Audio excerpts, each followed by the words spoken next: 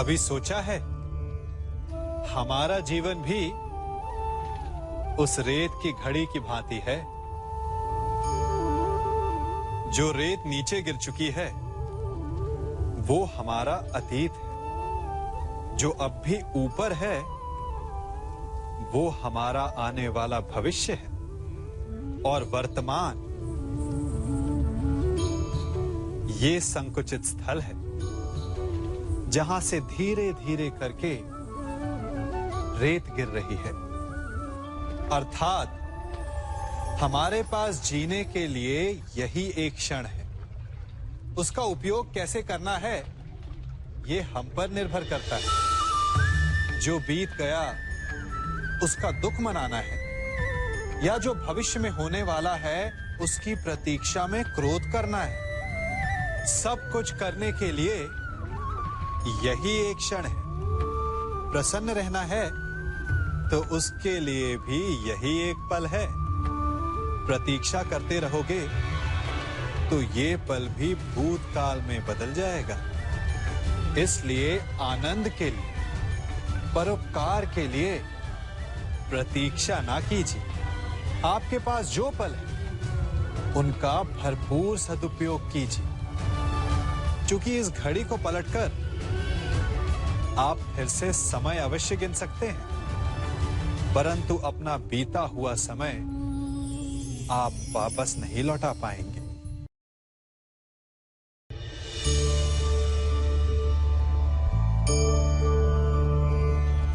मनुष्य के जीवन में संतान का बहुत महत्व है। उस संतान के लिए वो कितने कष्ट सहता है, उसे पालता है, पोसता है, और यदि यही संतान संताप का कारण बन जाए तो क्या ये उसका दोष है? अधिकतर ये दोष हमारे लालन पालन का होता है। बचपन में बालक के हठ को मानकर हमें आनंद की अनुभूति अवश्य होती है, परंतु धीरे धीरे अपने बालक के हठ को मानकर उसके हठ के दास हो जाते हैं। एक हठी उद्दंड और असंस्कारी संतान उस सूखे वृक्ष के समान होती है कि यदि जिसमें आग लग जाए तो वो सारे वन को भस्म कर डाले। और स्मरण रहे, जब उसमें अग्नि लगती है तो सबसे पहले वो स्वयं के घर को ही भस्म करती है। इसलिए जब आवश्यकता हो तो अपनी संतान के हठ का विरोध करें, उसे रोके, क्योंकि यदि समय रहते ऐसा ना किया गया तो भविष्य में इस समस्या के परिणाम गंभीर हो सकते हैं। प्रतिज्ञा, वचन, ये सब मनुष्य ने समाज को सही दिशा में रखने के लिए बनाए हैं।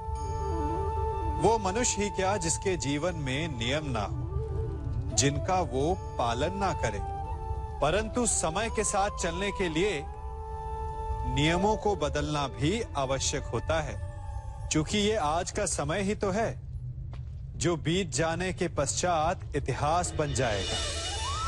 यदि आवश्यकता पड़ने पर नियम और प्रतिज्ञा भंग ना की जाए, समय की मांग के अनुरूप अपनी प्रतिक्रिया ना बदली जाए, तो इतिहास हमें कभी क्षमा नहीं करेगा। आवश्यकता पड़ने पर आपकी तोड़ी हुई एक प्रतिज्ञा, एक बंधन कभी कभी पूरे मानव इतिहास को बड़े विनाश से बचा सकता है। इसलिए नियम, प्रतिज्ञा, वचन कुछ नहीं, कुछ है तो केवल समय, जिसके अनुरूप चलने वाला ही सफल हो सकता है। सम्मान, मनुष्य के जीवन में सम्मान का बहुत अधिक महत्व है। वो उसे अपने हृदय, अपने मन से जोड़कर रखता है। कदाचित इसीलिए हम शत्रु के सम्मान पर चोट पहुंचाते हैं, ताकि उसे पीड़ा पहुंचाई जा सके। परंतु ऐसा करने से सावधान रहे मित्रों। शरीर पर लगी चोट मनुष्य भुला सकता है, परंतु उसके सम्मान को लगी चोट उसे जीवन भर पीड़ा देती है।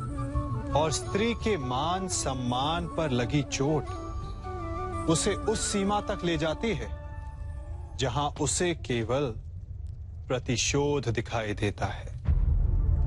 यदि अपने शत्रुओं को जीतना है तो प्रेम से जीतिए, अपने कर्मों से जीतिए। उन्हें अनुभव करवाइए कि उनसे भूल हुई है। किसी के सम्मान को ऐसी चोट ना पहुंचाइए कि वो आपका नाश करने पर उतर आए। स्मरण रखिए, किसी का अपमान करके आपके हृदय को कदाचित थोड़ा संतोष आ जाए, परंतु उस अपमान से आप कई हृदयों को आघात पहुंचाते हैं और अपने लिए एक शत्रु और बढ़ा लेते हैं। हम सब शीघ्र ही सफलता चाहते हैं, ढेर सारी संपत्ति और सुख चाहते हैं, और ऐसे में कई बार हम छोटे मार्गों का चयन कर लेते हैं। वो मार्ग जिनमें परिश्रम नहीं होता, जिनमें होता है तो केवल छल, कुटिलता और भाग्य का सहारा। जैसे कि जुआ। कोई जुए के खेल में धन लगाता है, कोई दांव लगाता है और ये भूल जाता है कि जुआ ऐसा दलदल है कि जिसमें एक बार गिरे तो सर्वनाश से पहले निकलना असंभव है। यदि आप जीते तो और जीतने की भूख बढ़ जाएगी, और यदि आप कुछ हार बैठे तो उसे पुनः पाने के लिए आप फिर से खेलेंगे। मनुष्य को ये आभास ही नहीं होता कि अपनी संपत्ति के साथ साथ वो अपनी मानवता, अपने संस्कार, अपना धर्म और अपना उत्तरदायित्व तक सभी जुए की भेंट चढ़ा देता है। इसलिए कुछ पाना है तो परिश्रम से पाओ। यदि कुछ जुए में जीता तो वो उतना शीघ्र ही खो दोगे, चूंकि उसे परिश्रम से पाया नहीं गया है, और उसकी रक्षा करने के लिए आपके मन में स्वाभाविक प्रयास भी नहीं होंगे। क्षमा बढ़न को चाहिए, छुट्टन को उत्पाद। क्षमा इस संसार में शांति का, सुख का मूल आधार है। क्षमा आपके मन से प्रतिशोध और शत्रुता जैसे भावों को समाप्त करती है। परंतु क्या हर स्थान पर क्षमा आवश्यक है? क्या प्रत्येक का अपराध क्षमा करने के योग्य होता है? नहीं। कभी कभी उसे क्षमा करके हम उस व्यक्ति को और बड़ा अपराध करने की प्रेरणा देते हैं, और ऐसा ही अपराध है स्त्री का मान भंग करना, जिसमें क्षमा की कोई अवस्था नहीं। यदि सिंह भूल से गाय के बछड़े का अखेट कर ले तो उसे क्षमा किया जा सकता है, परंतु यदि वो नरभक्षी हो जाए तो उसके केवल दो स्थल होते हैं, या तो पिंजरा या फिर मृत्यु की गोद। कुछ परिस्थितियों में क्षमा के स्थान पर दंड देना आवश्यक होता है, क्योंकि ये दंड का भय ही है जो लोगों को वो अपराध करने से रोकता है। संसार में सबसे बड़ा क्या है? अभिमान और बाहुबल या विश्वास और आस्था? निश्चित रूप से बाहुबल के महत्व को नकारा नहीं जा सकता। मनुष्य अपने बाहुबल से पर्वत को मैदान बना सकता है, सागर सुखा सकता है, मरुस्थल में नदियां बहा सकता है, परंतु बाहुबल को सहारा होता है विश्वास का। यदि मन में विश्वास ना हो तो बाहुबल किसी काम का नहीं। वो कौन सा बल है कि मोर आकाश की ओर ताकते हैं? वो विश्वास ही तो है जिसके कारण वर्षा होती है और दोनों की प्यास बुझती है। परंतु जब पाप के बाहुबल का सामना धर्म के विश्वास से होता है तो बाहुबल हार जाता है और जीतता है विश्वास।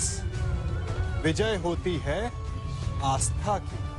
यदि आप सत्य के मार्ग पर चल रहे हैं और आप अपने इष्ट में आस्था रखते हैं तो किसी भी पापी का बल आपका कुछ नहीं बिगाड़ सकता। पाषाण में जीवन नहीं होता, ना लौह में, ना ही माटी में। परंतु पाषाण पर जब चोट पहुंचाई जाती है तो उसमें चिंगारी उत्पन्न होती है। लौह से लौह टकराता है तो ताप उत्पन्न हो जाता है और माटी को भी जब रौंदा जाता है तब वो भी अपना रंग बदल लेती है। जब निर्जीव वस्तुएं भी सीमा से अधिक चोट पहुंचाने पर प्रतिक्रिया देती है तो एक जीवंत मनुष्य क्यों नहीं देगा? स्मरण है ना, प्रत्येक क्रिया की प्रतिक्रिया होती है। यदि फूल बोएंगे तो सुगंध मिलेगी और यदि कांटे बोएंगे तो केवल पीड़ा।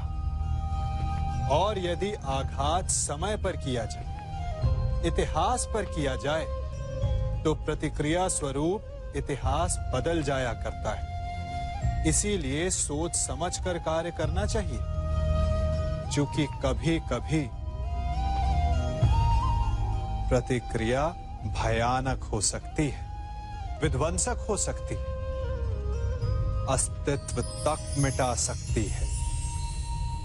इसी लोहार को देखा है, एक मृत पशु की खाल की बनी धोकनी से निकली हवा भट्टी में इतना ताप उत्पन्न कर देती है कि लोहा भी उसमें भस्म हो जाता है।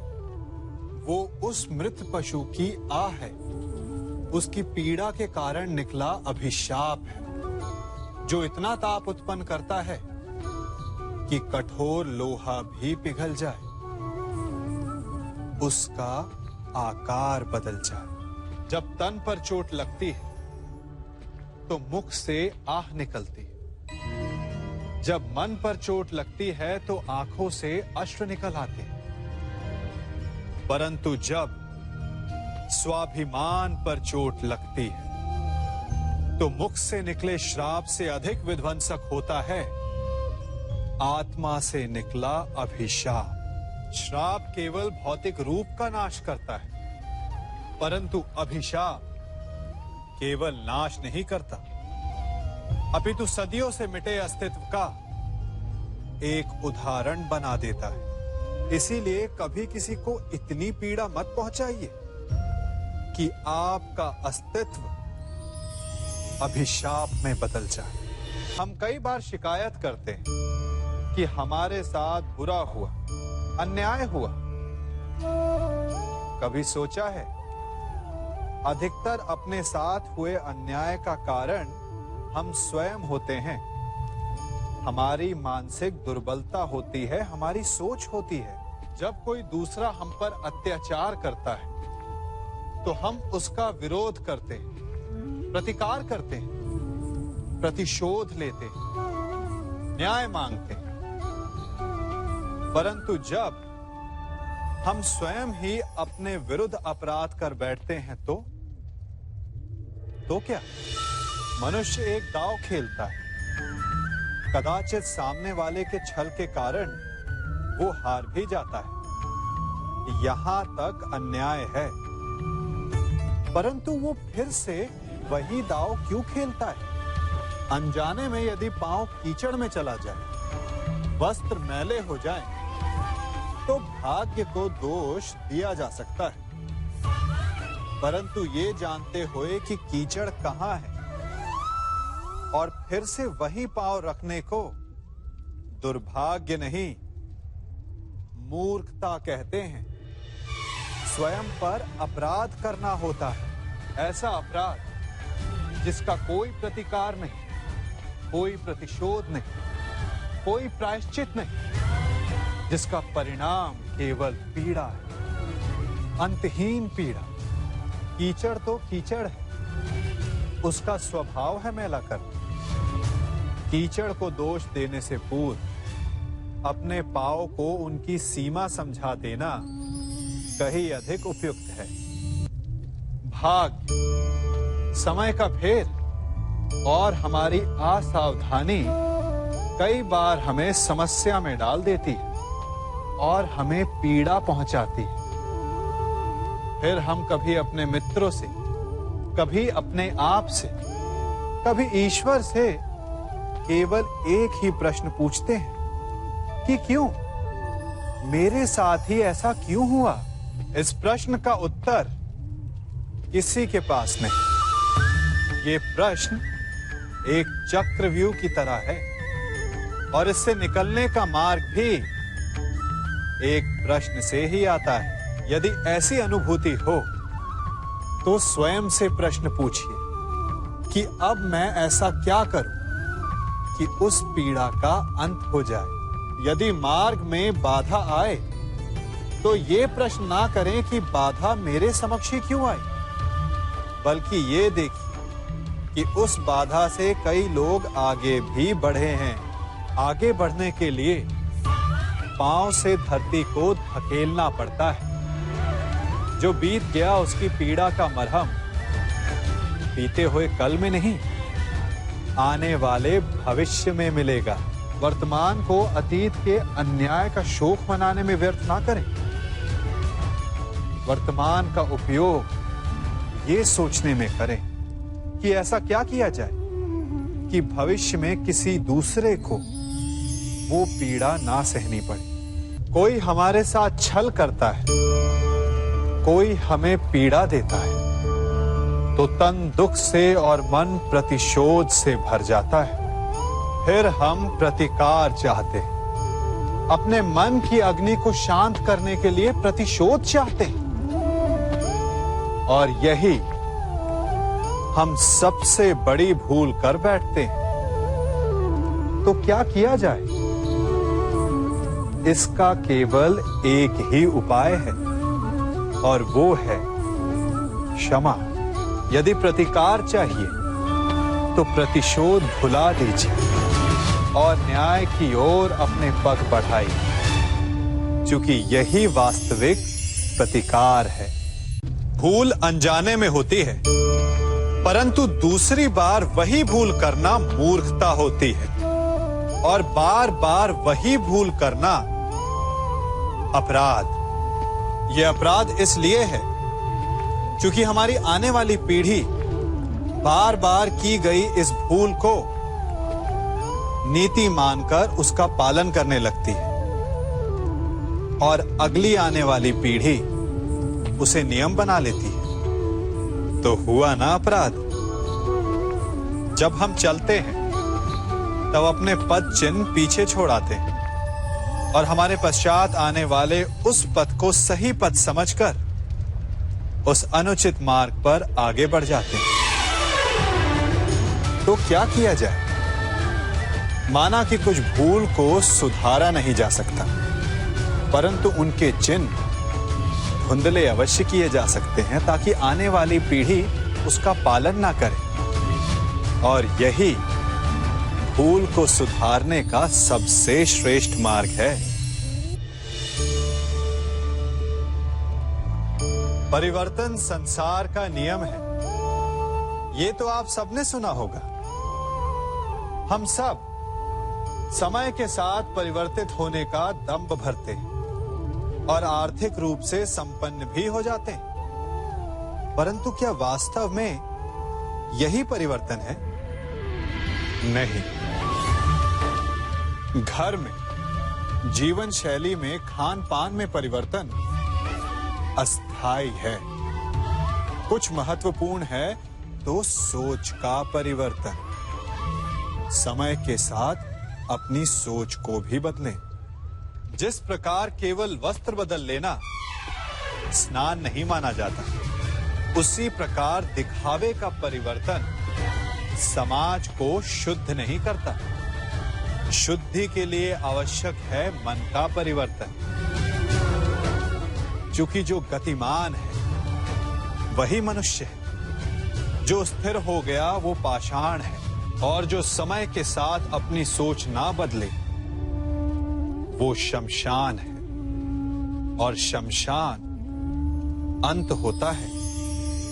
वृक्ष को काटने के लिए कुल्हाड़ी की लगभग 100 मार लगती है। हाँ, अंतिम प्रहार उसे अवश्य गिरा देता है। तो क्या पहला प्रहार निष्फल हो गया? नहीं, पहले प्रहार ने चिन्ह बनाया और दूसरे प्रहार ने उसे और गहरा कर दिया, और इसी प्रकार हर प्रहार उस वृक्ष के तने को इतना दुर्बल बना देता है कि अंतिम प्रहार वृक्ष को धराशायी कर जाए। इसलिए यदि आपका पहला प्रहार असफल हो जाए तो स्वयं को असफल मत समझो, प्रहार करते जाओ। अर्थात सफलता के लिए फल की कामना ना करें। हमें अपना कर्म करते रहना चाहिए। स्वर्ण को भी कुंदन बनने के लिए ताप सहना होता है। हीरे को भी चमक पाने के लिए सांद पर स्वयं को घिसना पड़ता है।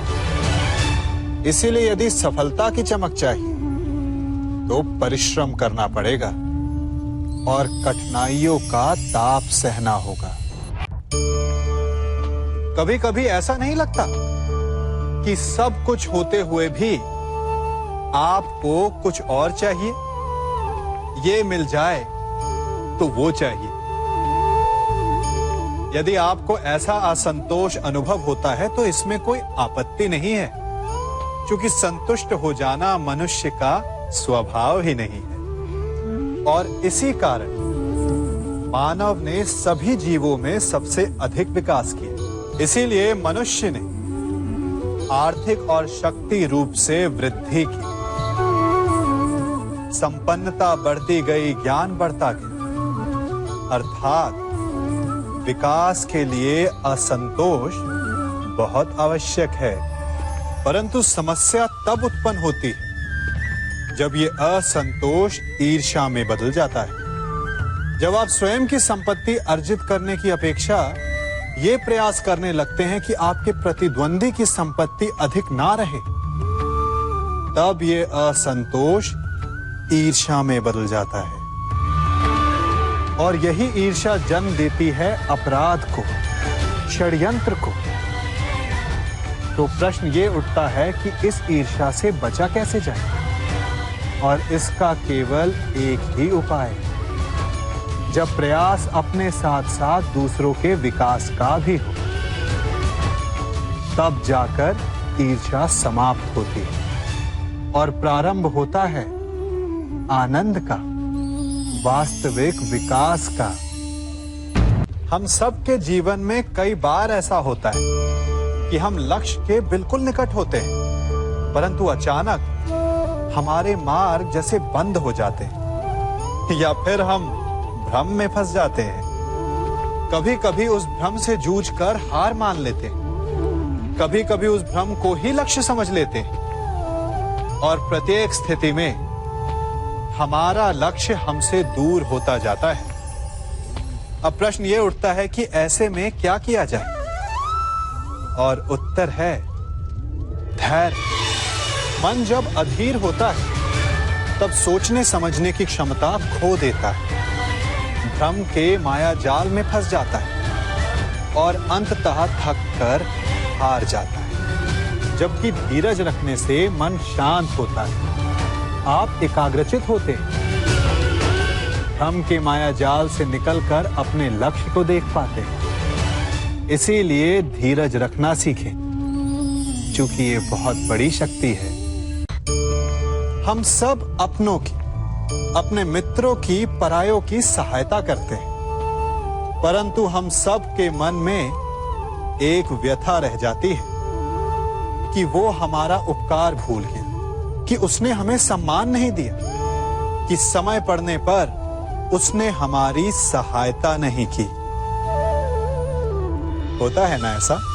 अब प्रश्न ये उठता है कि क्या हमें उपकार भुला देना चाहिए या नहीं?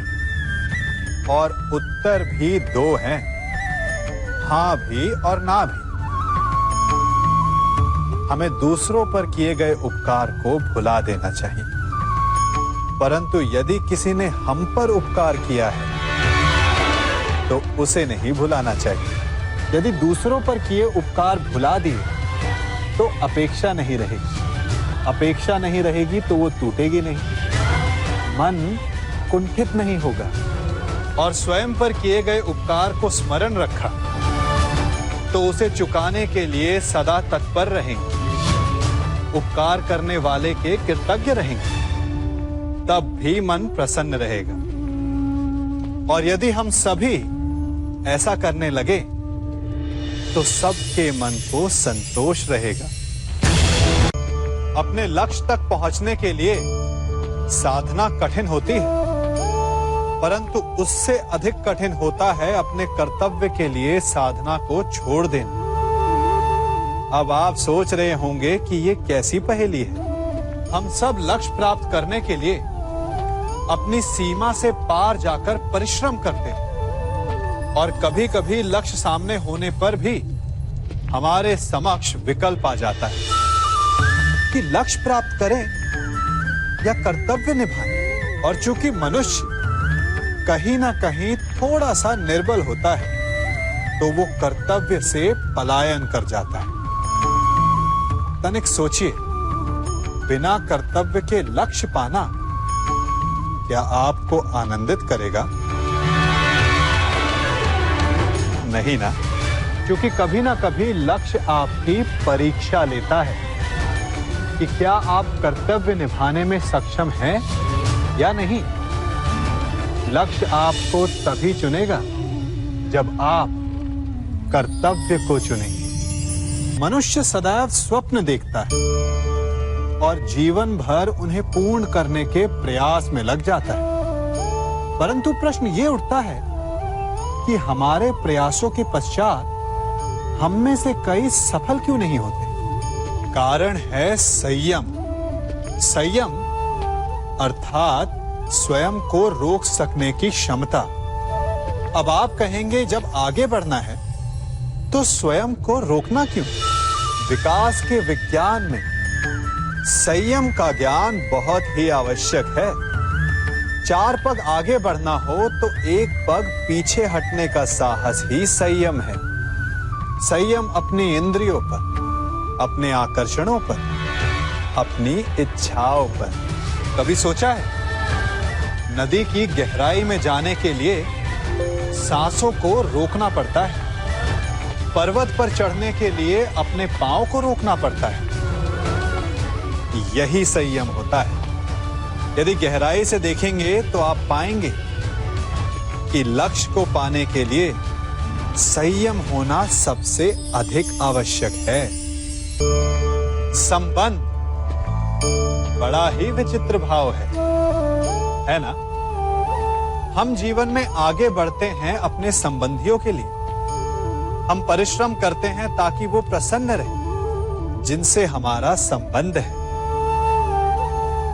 परंतु कभी कभी ये आवश्यक हो जाता है कि जिनसे हमारा संबंध है उन्हें रोका जाए, उनके मार्ग में बाधा डाली जाए। अब आप कहेंगे कि ये कैसी बात है? जिनसे हमारा संबंध है, जिनसे प्रेम है, उनके मार्ग में बाधा क्यों? आवश्यक है। नदी की धारा में आया छोटा सा सेतु उसके प्रवाह को तीव्र कर देता है। जिनसे हम प्रेम करते हैं उनकी आलोचना आवश्यक है ताकि वो अपनी कमियों को सुधारें, अपनी शक्तियों के वेग को बढ़ाएं और सफलता प्राप्त करें।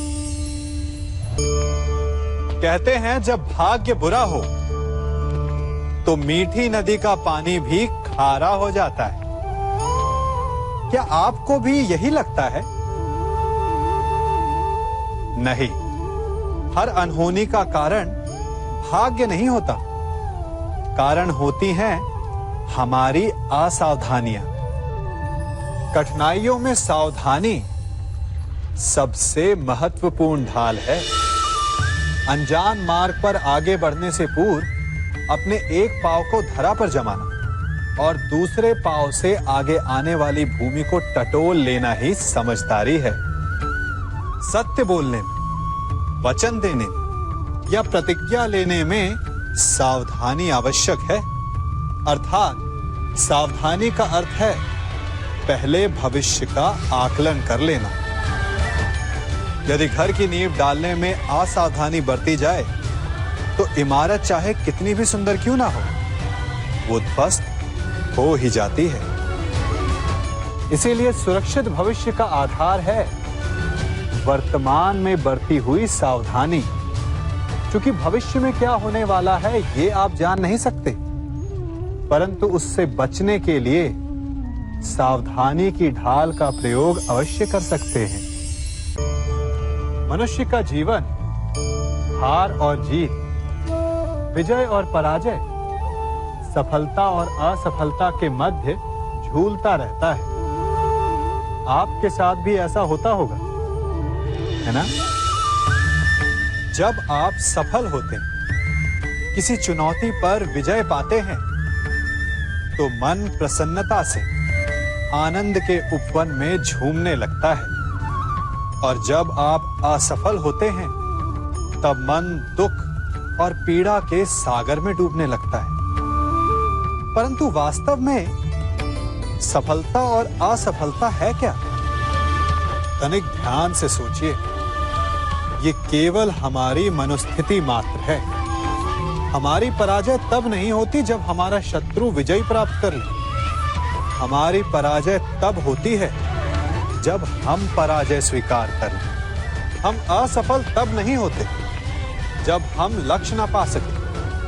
हम असफल तब होते हैं जब हम प्रयास करना बंद कर दें। इसलिए प्रयास करते रहें और हार ना माने, क्योंकि जिस दिन आप हार स्वीकारना बंद कर देंगे, जीत आपके चरणों में होगी। संसार में सबसे अधिक विनाशक क्या होता होगा?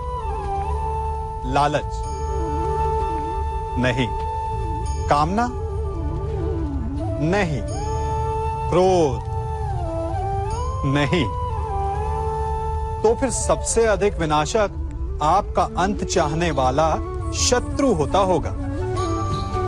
यही सोच रहे हैं ना? तो इसका उत्तर भी है नहीं। संसार में सबसे अधिक विध्वंसक यदि कोई है, तो वो है एक मूर्ख या धूर्त मित्र। कहते हैं कि क्रोधित बैल के सामने से और बिगड़े हुए अश्व के पीछे से नहीं जाना चाहिए, अन्यथा चोट लगनी निश्चित है। परंतु एक धूर्त और मूर्ख मित्र की ओर किसी भी दिशा से जाना उचित नहीं, क्योंकि एक धूर्त और मूर्ख मित्र उस नरभक्षी पशु के समान होता है जो समीप आने वाले का नाश ही करेगा। धूर्त या मूर्ख मित्र से बुद्धिमान शत्रु हर परिस्थिति में अधिक श्रेयस्कर है। इसलिए मित्रता करते समय सावधान अवश्य रहिए। आज आपसे एक पहेली पूछता हूं कि संसार में सबसे अनमोल क्या है? आप में से कुछ कहेंगे स्वर्ण, कुछ कहेंगे मोती, कुछ कहेंगे हीरा। तो इसमें पहेली क्या हुई? पहेली ये है कि जो संसार में सबसे अनमोल है, वही संसार में सबसे सस्ता भी है। वो हर पल मरता भी है और सदा जीवित भी रहता है। वो सबसे बड़ा शत्रु भी है और सबसे बड़ा मित्र भी। बूझिए क्या है वो? मैं बताता हूं। वो है समय। यदि आप हर पल का सदुपयोग करेंगे तो वो सबसे अनमोल है। दुरुपयोग करेंगे या व्यर्थ करेंगे तो वो सबसे सस्ता है, क्योंकि इसे खरीदने के लिए कोई मुद्रा की आवश्यकता नहीं होती। व्यर्थ करेंगे तो हर पल मरता है, परंतु हम सब के मर जाने के पश्चात भी यही है जो जीवित भी रहेगा। यही है जो यदि आपके साथ है तो आपका सबसे बड़ा मित्र है, और यही यदि आपके विरुद्ध है तो आपका सबसे बड़ा शत्रु। अब ये आप पर निर्भर करता है कि आप इसका उपयोग कैसे करते हैं। आप इसे अनमोल बनाते हैं या इसे यूं ही नष्ट करते हैं? इसे मित्र बनाते हैं या शत्रु? इसे हर पल जीते हैं या हर पल मारते हैं? ध्यान रहे, समय से बड़ा धन और कोई नहीं, और इसका आभास मनुष्य को तब होता है जब उसका अंतिम समय निकट आ जाए। बहुत से बालक अपने माता पिता पर क्रोधित होते हैं कि उन्होंने उसे क्यों प्रताड़ित किया, क्यों पीटा। शंका स्वाभाविक है, परंतु इसका उत्तर भी बड़ा सरल है। कभी कुमार को घड़ा बनाते हुए देखा है? जब चाक से घड़े को उतारा जाता है तो उसका आकार ठीक नहीं होता, सतह भी तनिक उबड़ खाबड़ होती है। तब वो उस घड़े को लकड़ी से पीटता है, भीतर से सहारा देकर बाहर से वो घड़ा पिटता जाता है, और घंटों प्रयास करने के पश्चात जाकर वो घड़ा बनता है, जिसके भीतर रखा जल तन मन दोनों को आनंदित कर देता है। बालक भी इसी मटके के समान होते हैं। माता पिता उन्हें प्रेम से संभालते हैं, परंतु यदि डांट की लकड़ी और अनुशासन का बंधन ना हो तो वो सुपुत्र नहीं बन पाएंगे। इसलिए अगली बार जब माता पिता डांटें तो क्रोधित मत होइएगा, तनिक सोचिएगा कि इसमें ना जाने आपका कौन सा लाभ छिपा है। मेरे आपके हम सबके जीवन में एक दुविधा आती है, या ये कहे कि सदा रहती, कि सत्य क्या है, असत्य क्या है। अधिकतर मनुष्य सोचते हैं कि जिसे हमने अपने कानों से सुना, जिसे अपनी आंखों से देखा, जिसे अपनी इंद्रियों से जाना, वही सत्य है। क्या सच में यही सत्य है? ये भी तो हो सकता है कि जिसे हमने देखा सुना जाना वो असत्य का प्ररूप हो। विचित्र पहेली है ना? तो क्या मन में जो है वो सत्य है? नहीं, चूंकि मन तो कल्पना को भी सत्य मान लेता है। तो सत्य है क्या? सोचिए, सत्य वो नहीं जिसमें हमारा हानि लाभ छिपा हो। सत्य वो नहीं जिसे तोड़ा मरोड़ा जा सके। सत्य वो है जिसमें जीव मात्र का कल्याण छिपा हो। सत्य वो है जिसमें कटाक्ष ना हो, प्रेम हो। सत्य वो है जिसमें स्वागत हो। जिस प्रकार शरबत कभी कड़वा नहीं हो सकता, उसी प्रकार सत्य भी तीखा, कटु या चोट पहुंचाने वाला नहीं हो सकता। इसी नाते कभी कभी असत्य भी सत्य का ही एक रूप होता है। मनुष्य का सबसे बड़ा गुण यह है कि वो सदा अथक परिश्रम करता है, और मनुष्य की सबसे बड़ी त्रुटि यही कि वो सदा छोटा मार्ग चुनता है। कदाचित इसीलिए वो वरदान चाहता है, कदाचित इसीलिए वो श्राप से भय खाता है। परंतु जय विजय हानि लाभ की भांति ही श्राप और वरदान केवल भाव मात्र हैं। कब कौन सा वरदान श्राप बन जाए और कौन सा श्राप वरदान में सिद्ध हो जाए, ये केवल मनुष्य के कर्मों पर निर्भर करता है। विष पीकर शंकर महादेव हो गए, और अमृत पान करके भी राहु केतु असुर ही रहे। तो सब खेल है केवल भाव और कर्मों का। यदि कर्म और लक्ष्य उचित हो तो श्राप को वरदान बनते देर नहीं लगती, और यदि कर्म अनुचित हो तो वरदान भी श्राप बन जाता है। विपरीत परिस्थितियों में मनुष्य को क्या करना चाहिए? एक प्रबुद्ध मनुष्य यही कहेगा कि हमें उसका सामना करना चाहिए, है ना? परंतु इस विषय में मेरा विचार तनिक भिन्न है। परिस्थितियां जब अधिक प्रतिकूल हो और संघर्ष में विजय की नहीं, प्रियजनों के विध्वंस की संभावना हो, तो संघर्ष से थोड़ा पीछे होकर सही समय आने की प्रतीक्षा करनी चाहिए, और साथ ही तैयारी भी।